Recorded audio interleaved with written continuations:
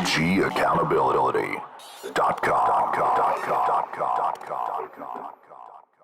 want to thank you for being here. I have James Green from the VEL Institute, which stands for Veterans, Entrepreneurs, and Leadership.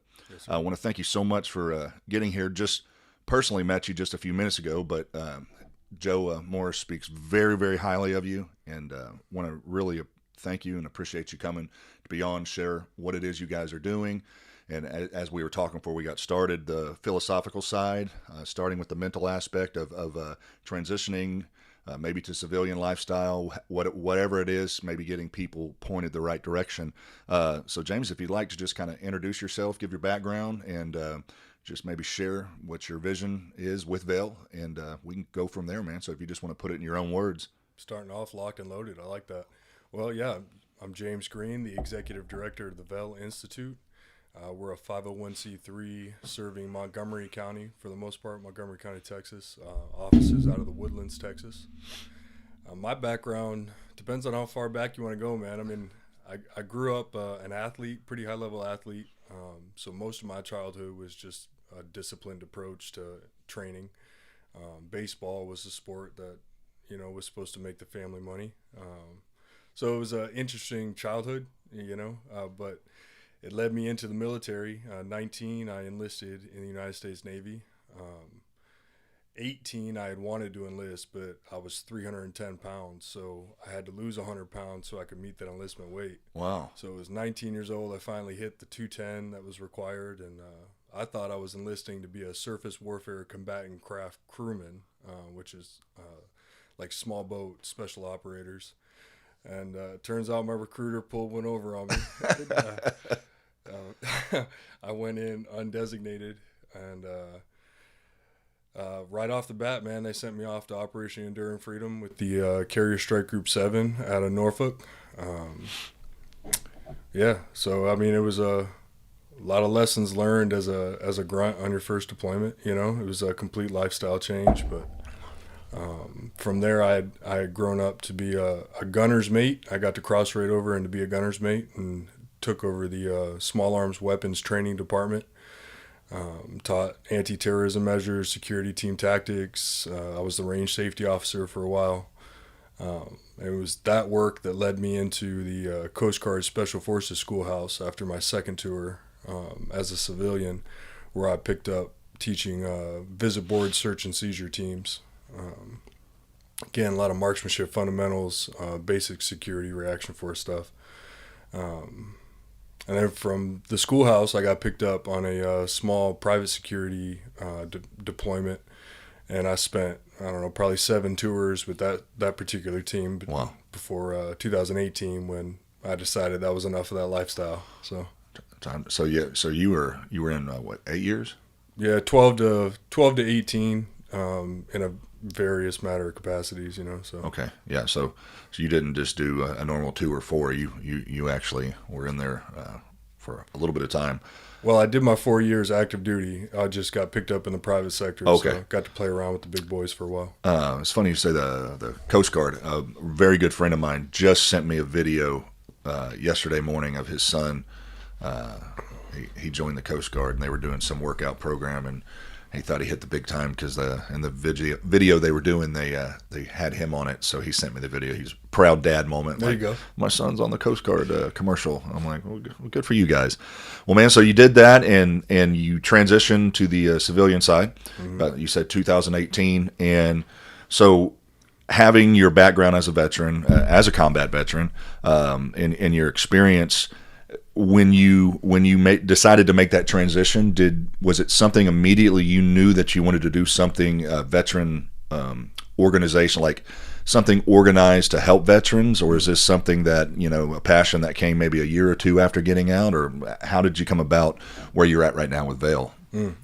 Well, in retrospect, I didn't know much about the nonprofit life. Everything I had learned in school was about for-profit entities.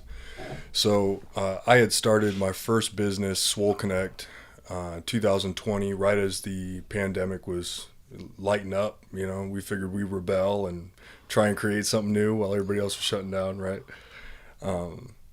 And one of our focuses was to kind of modify the behavior of the American veteran from a for-profit perspective.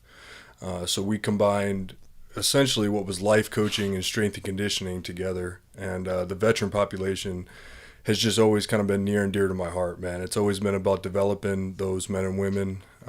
I consider them all family, like in a very real way. So, yeah, that was essentially how we started Swole Connect Inc., man, to develop veterans, to help them live a better life in civility, give them a little taste of the military training again, kind of light that fire under their ass, but help them, modify their behaviors to be a little more civilian-like. Okay. Okay. And when we're talking about, let's talk solely just about VEL.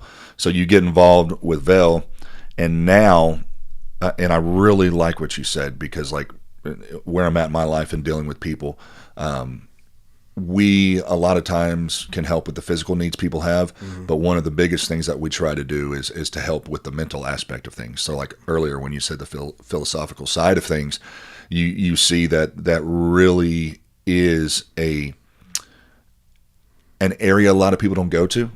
Everybody wants to focus on, putting everything pen to paper and having, I don't want to use the word grandiose thoughts, but sometimes people don't realize the mental aspect that comes ahead of trying to get certain things done.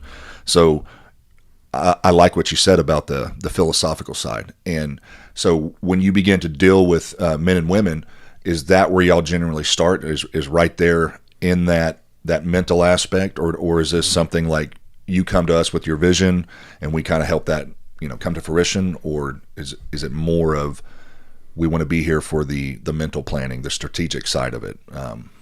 Yeah, I think it really depends on the need of the veteran, where they're at in their transition. But for me personally, I try to bring everybody back to, this philosophical understanding of what your purpose is, right? I tell veterans all the time, especially when they aspire to be entrepreneurs, that your how and your what are dictated on circumstances outside of your control, right? It's about where you're at in the sales cycle, the market conditions, the demographic, right? It's your why that matters. That's what will remain constant. And so, business fundamentals, we really do our best to provide coursework and materials and subject matter experts to speak to those proficiencies. But the quality of conversation inside the VEL community through other ambassadors in the leadership will always be more philosophically driven. And it really comes down to just understanding that the veteran has lived a life of intention up to the point of separating from service. It was just that intention was set forth by whoever was in command, right? Very rarely did they have an opportunity to set their own intention for the day, even down to what they wear, right? Yeah. So teaching them how to set their own intention in their own life is like step number one in a successful transition, right? You can speak to their basic needs, which there are a lot of great organizations that do. I mean, food insecurity is absolutely huge in our community. Job insecurity is big in our community. So meeting those basic needs, finding them shelter, so on and so forth. But we aspire to speak to kind of a couple levels up Maslow's hierarchy of need, where we start talking about self-belonging and self-esteem and self-reflection and self-mastery. Like, can we push you to the point of transcendence and self-actualization? So it doesn't matter what your occupation is, we are slowly defining a vocation for the veteran. Okay. Yeah. And once again, you already said, and I like what you hit right there, being a veteran, being somebody that is disciplined. And maybe it's refining that discipline or honing that discipline into some areas. And it's great in anything you get involved with to have, I don't want to say the old guys, but that's kind of what this podcast is, the OG accountables. Yeah. The old guys, some people that have the tools to point you in the right direction. Sometimes when you get things started and you really don't have any clue where to start, it's great to have an organization you can point people to. And dealing with the veteran community for so many years and having veterans in my family, you see that community, though it's small, is big. Mm-hmm. Dealing with family members and getting involved with them and watch how they interact with their fellow brothers and their fellow sisters. Like there is a camaraderie there that you don't see in a lot of aspects. because there's true understanding. Nobody. It's real hard to. Well, no, it's real easy to have a thought process about somebody's life or walk until you've lived what they lived, and then you have a completely different perspective. And pushing people towards a vocation that, if somebody's listening and they have some aspiring dreams or whatever it is, what would you recommend be like the best step for them to get a hold of you guys and say, hey, look, I've been wanting to do X, Y, Z. Maybe a lot of fear, maybe a lot of anxiety, sure. Maybe just, heck, not even know where to begin. So how would they go about getting a hold of you guys? Well, it depends on how you want to get a hold of us, right? We're pretty active on social media, so you can find the VEL Institute on Facebook and Instagram, on LinkedIn. You can reach out to us that way. Our marketing team knows to push that back to me. You can send an email to info@velinstitute.org and give us a little bit about your story. We'll make sure that one of our ambassadors follows up, and then we'll push it up to the appropriate level depending on where you're at. A lot of the times, though, we found that the ambassadorship is kind of like this peer-to-peer mentorship network. So you'll have an aspiring entrepreneur that'll send us a long story, and they just need very simple starting steps, right? And that's not necessarily something I should be fielding for each member of the community. They should be leaning on one another for that. So we'll kick it back down to the ambassadors, and we'll find a subject matter expert who's succeeding in a small business, not unlike Joe Morris, right? So a veteran says he wants to start a gym. He's not sure where to start. My first goal is to sit down with a guy like Joe Morris and that particular veteran and see where we can leverage kind of this mentorship network, right? I think a lot of veterans miss on this apprenticeship piece coming out of the service because we're so thirsty to keep paying the mortgage, and we got to pay the bills, and we want to know that our time was valuable, so we step into these like mastery roles, but we haven't necessarily we need more opportunities, I think, to step back as in an apprenticeship mindset and really pull from the wisdom of those around us. So it sounds to me like y'all have a big network. You got a network. It's a growing network of people to deal with. Yeah. So, James, I'll ask you this. Knowing your degree of discipline and what you dedicated your life to and the oath that you took, mm-hmm. Do you see that in your day-to-day life helping out in the role you're at? Not just, hey, we have a brotherhood, we're veterans together, but no, I take this as serious as the oath that I took. So do you see that discipline that you got in the military, does it carry over into your work life now? That same intensity is, because talking to you on the phone a couple of times, man, I can tell you that you're passionate about this. This isn't just like, well, I'm just filling a position. Like right. This is something that you're driven at, and you take that same intensity. I could tell by talking with you that, like, hey, this is important to us. This isn't just, like I said, I'm not just filling a seat behind a desk. This is a passion of mine. This is my vision. Absolutely, man. It's a lifestyle, really. And I'll tell you, there are more days than not when I'm having a tough time, and I go for a long run, and all I'm thinking about is the VEL community, and the fact that potentially one of them is struggling, right? And I think one of the aspects of camaraderie that most veterans miss is knowing that the guy to his left and the female to his right have, yes, survived some of the same crucible moments, but you know that they aspire to this level of self-mastery as well, right? So you can push yourself 40% harder because you're not going to be standing alone out there. You know it's going to motivate and inspire those behind you on your team to do such. Wow. And yeah. I find that to be what the VEL community is for me. I'll run a little harder. I'll study a little more. I'll think a little bigger. I'll take a few more chances. I'll show up a little more courageously just because I know that it's going to inspire the other members of the community to do the same in their intentional living. When you can set that mark for other people, what's that old saying that not pride, that sometimes you're just having those brain moments where you know what you want to say, but you can't think. Sure. I'm still chalking it up from the drive back from Illinois. That courage is courageous. Courage is contagious. And if somebody can get out there and do it and others follow, it's about taking those little steps and helping people. I've worked with the church for many, many years. My father's a pastor. I was a youth pastor for years. And once you get removed out of that and you realize, I want to help people, and I could catch some flack for the way I'm going to say this. When you want to help people, truly help people, you don't care if you're doing it under the name of a church, under organization. I want to help people. I want to see people prosper. And when you get involved in this network that you can pull different people in that have an understanding from every aspect, because one of the things that my cousin was telling us that really stuck out to him once he graduated there in Oceanside was every person graduated. Every person completed every test that I completed, that we were one. And when you see those tests that come, it is good to see this community come together, because unfortunately, and there is a dark side to every matter. You know, we deal with veteran suicide quite a bit. I've done numerous funerals, just did one just a few weeks back. When you begin to look at other and fellow veterans, and I'm not speaking for myself, but what I'm saying is y'all passed those same tests. Every person that graduated completed every test. When you get out, there's still tests. And the hardest part is when I talk guys I talk with, they feel so alone. It's like, hey, your fellow brothers out there, they're passing this test too.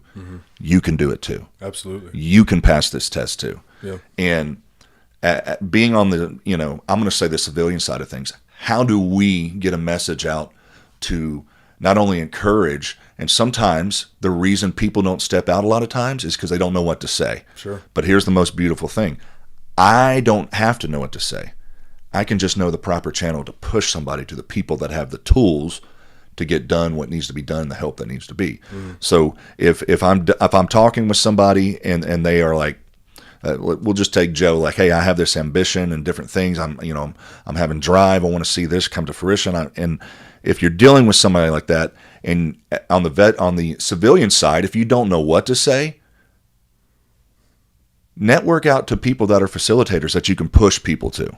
And that sounds to me exactly what is going on with you guys, is that, hey, come to us. Not only can we love you, care about you, but we can also facilitate what it is that you're wanting to see come to pass.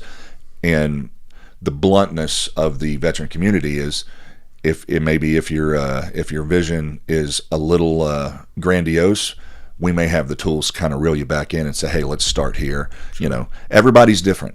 Well, that's basic goal setting. Basic goal setting. Managing expectations, right? If think tanks are there for a reason. Yeah.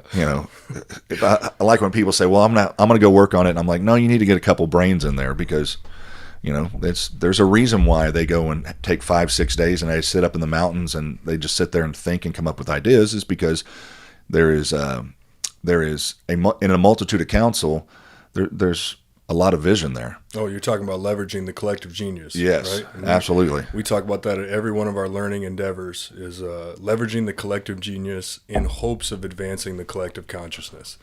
And that just kind of speaks to the thought level of the members of our community. That they can sit there and say, I value being authentic. I value being curious. I don't have all the answers. And I think that's what makes the VEL community very different. There are two things that make the VEL community very different from any other VSO. One of which is we don't aspire to give you all the answers.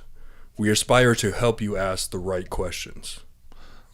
I like that. That's the first one, okay? And the second one is we totally and completely believe that there is power in the collaboration of the civilian mind with the military mind. So a lot of VSOs are safe spaces for veterans by veterans, right? VEL is more a space for veterans to go and learn how to collaborate with the community once again. That's why we have the entrepreneur piece and the community leader piece. It teaches the veteran that there is relevancy to your crucible moments in the service. Although you may not be able to communicate it effectively yet, you're going to be around civilians that want to know what you went through. They want to know what you learned from those experiences, and they want to learn how to apply it into the business world. So you're no longer irrelevant, right? Being blown up in Iraq is no longer irrelevant because of what it taught you about yourself. Yeah. And if we're talking self-mastery, who else are you going to go to besides the warrior that has survived the war, right? So those are the two things that make us very different from a lot of other veteran communities. And you hit on something that was going to be my next question, actually, is this organization, you can still reach out if you don't want to be an entrepreneur. Absolutely. So it's not just, I know we've been hitting on the entrepreneurial side, and that's kind of what I've been talking about, but y'all have a broader spectrum than just like you have to be an entrepreneur. This is a network of people to help each other. Absolutely. And we're also sitting down with Fortune 500 companies to start hiring having initiatives to hire veterans, and not just throw a couple veterans in there because it makes an equal opportunity quotient, but really develop teams of veterans to go on and take some challenges off the plate of some of these civilians that may not have the innate leadership ability of a veteran.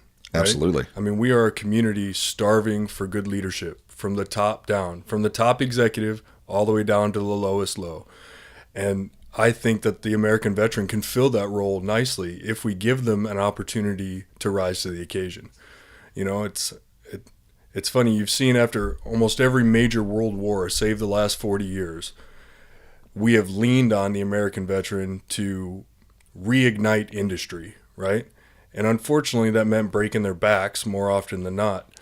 That's very true. We took care of a veteran. They came home from the war and they were given a livable wage. They were given a pension. They can buy a house for their family, right? They were given these opportunities. The needs of the veteran after the 20-year war look a little different, okay? Yes, they do. They look a little different. They don't necessarily aspire to have the American dream, but they aspire to thrive. And who are we not to make that shift as a community? Let's tap into what these veterans are really looking for. They're looking for purpose and intention. They're looking for an opportunity to serve their community once more. They've got a flame of leadership inside of them that just needs to be fueled. And who are we to put that out? That is why we need organizations like what you guys are doing that can facilitate, can push people in the right direction. And you said it, it's a community effort. Mm-hmm. You know, there's people out there and sometimes they don't get involved with things because they, once again, they're like, hey, I don't speak the language. I don't know. You don't have to know exactly what's going on. This is what I've learned. Like one of the things Joe and I always talk about is you can vote with your dollar. And so if you're allotting certain funds every month, I know people like they're like $40 a month I send to, some organization. And I think you may have seen this a lot when you go to check out and they're like, hey, do you want to round up? Sure. And all that stuff.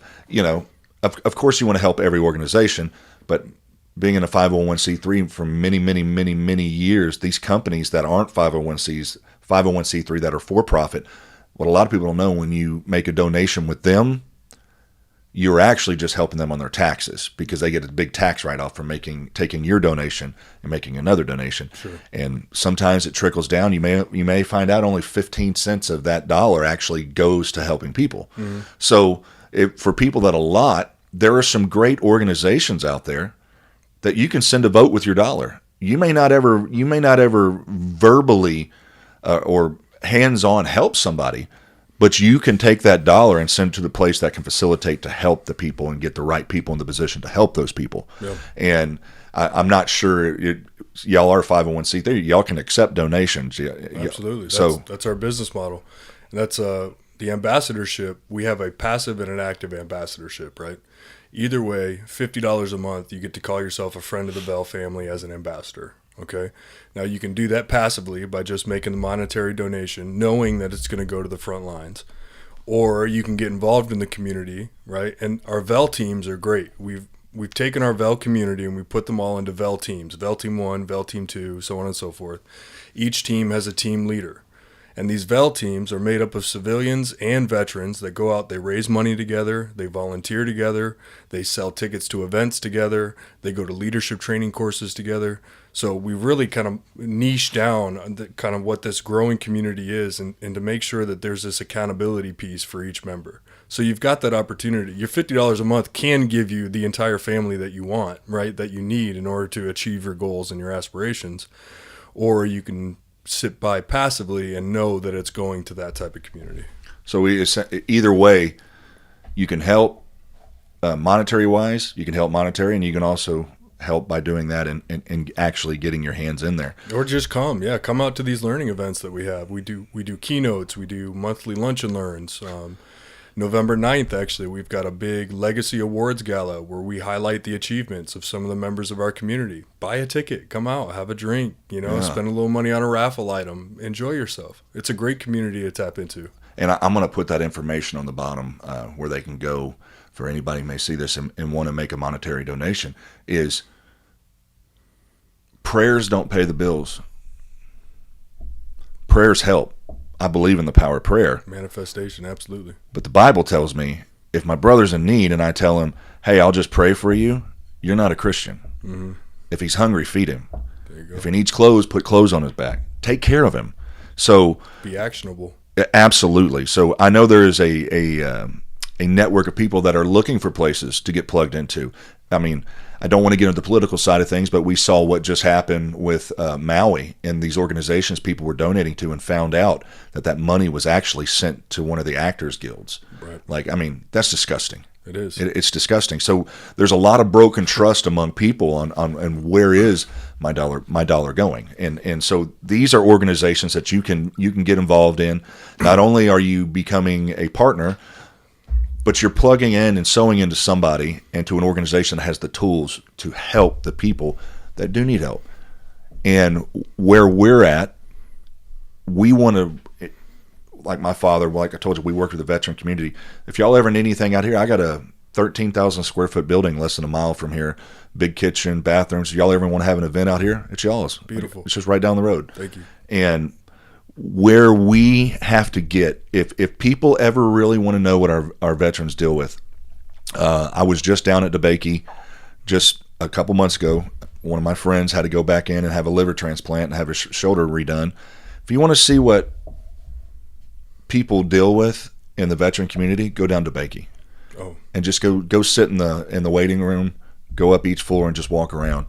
And if it doesn't make you a little bit angry the way our veterans are treated, but hopefully a lot of fire under you to say, you know what, I'm gonna get tied in with some of these people because once again, you don't want to get too political because you know how that can go. So sure. Can you share, maybe just we talked about Joe, and you don't have to use any names, but can you just share that success where you saw that aha moment in somebody where they're just like, oh my God, like that, I can do this. Yeah, well, I'll tell you, it's all over the place. And those are the moments I live for, right? So I think one of the most recent occurrences, we had a family who was highly involved in the community, and they were running a small business, and they were moderately successful, but they made one of the mistakes that small business owners tend to make, and that they expanded too quickly, okay? So the rest of the year is looking pretty abysmal. They're not exactly sure if they're going to make it to year 3, right? And small businesses fail in the first couple of years. What I loved about this particular case is all this veteran family needed to do was share the fact that they weren't sure what was going to happen next year, and you saw everybody rally behind them. And so they went through a selling season. Turns out they made 3x what they did the last selling season. They're not just going to make it to the next year, but they're set up to be able to expand again.